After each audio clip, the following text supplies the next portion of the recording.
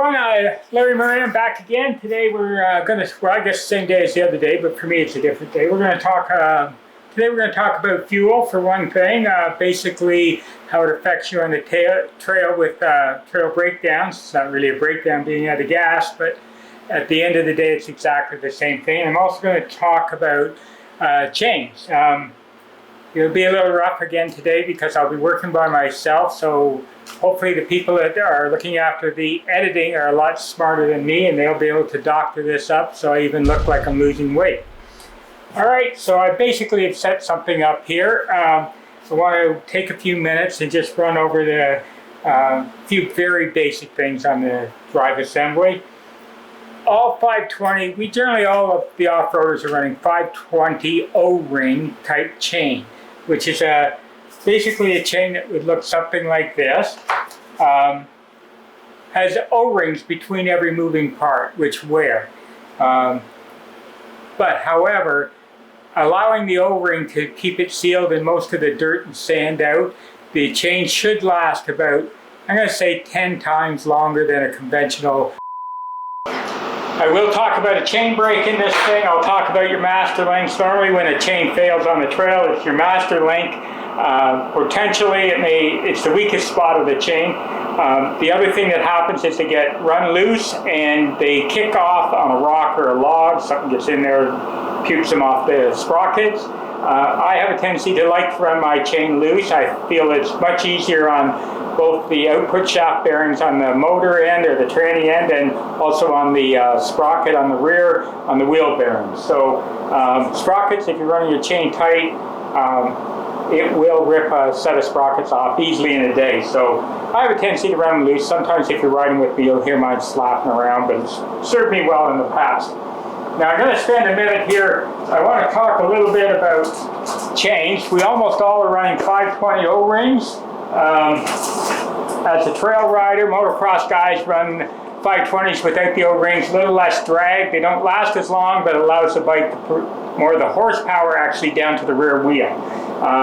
You can spin one of the non-O-ring chains and it will actually coast there for quite a while. O-ring chain in good shape, just a lot of drag. I would say 2 or 3 horsepower for sure just in chain drag.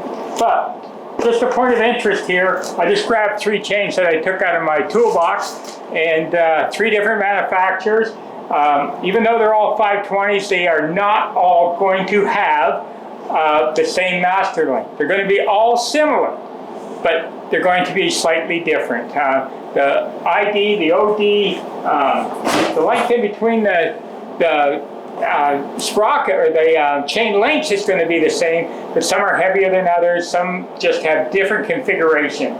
So we're going to get into that. So I guess what I'm trying to tell you here is, if you're going to carry a master link, my recommendation is to know and understand and to have tried it, or at least ask your dealer to give you one that fits your bike, so you know it's the correct chain.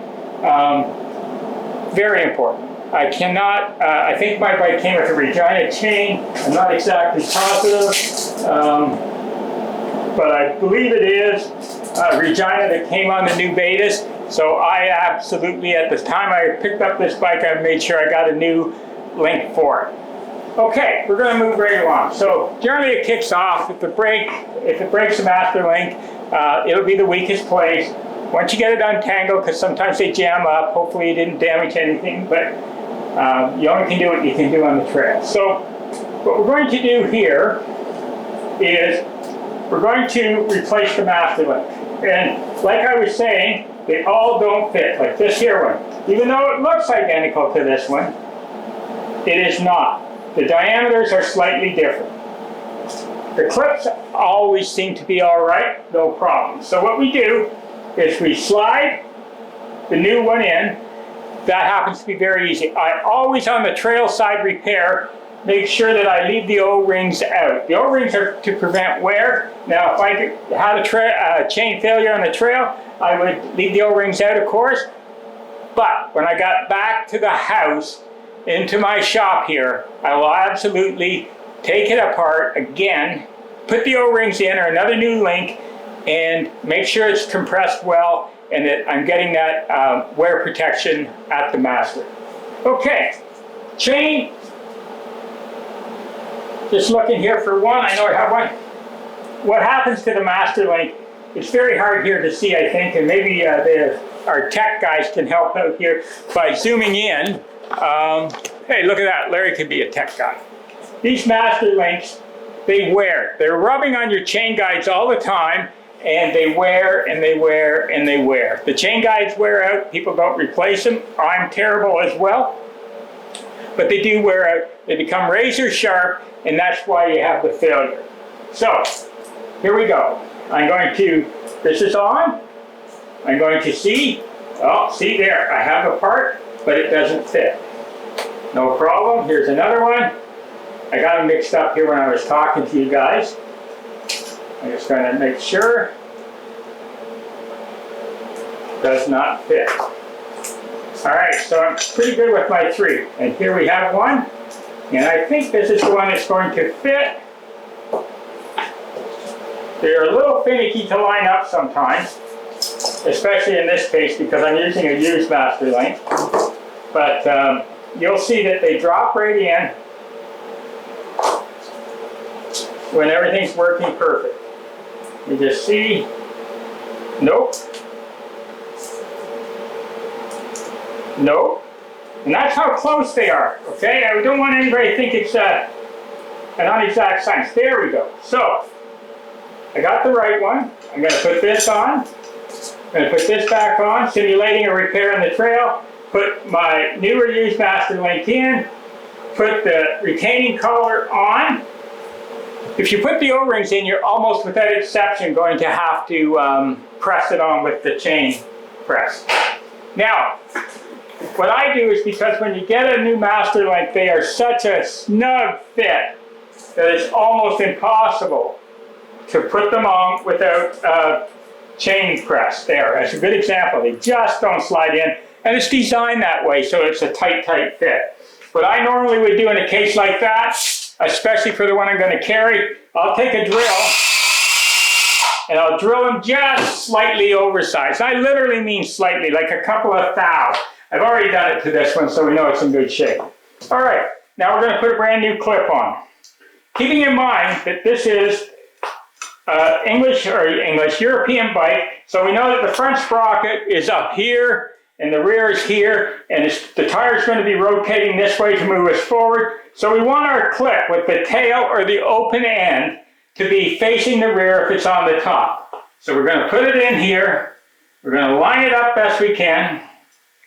There we go. We're going to take a pair of needle nose pliers. This is my multi-tool that I keep right on my belt of my bike, my favorite tool of all. There, on. Check and make sure it's on good. It is.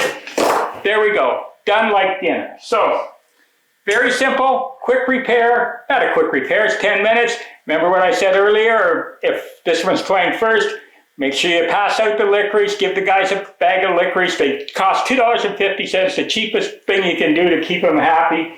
Let them run away and go look at whatever. Go to the bathroom, look at the trees, chase a bear. It doesn't matter. If for some reason you're struggling with this and there's a really good mechanic with you, we have a ton of them in the BMA. If they're looking to help you, welcome them. But when you turn over your motorcycle to someone else to fix, it's not a bad thing, but please let them fix it. We don't need 3 mechanics, 4 mechanics, 6 mechanics on the motorcycle fixing a chain. We don't need a peanut gallery, and that's why I suggest getting rid of them. And that's pretty much it. That's it for chains. Make sure you adjust it, put everything back together. It should be fine, but that's that.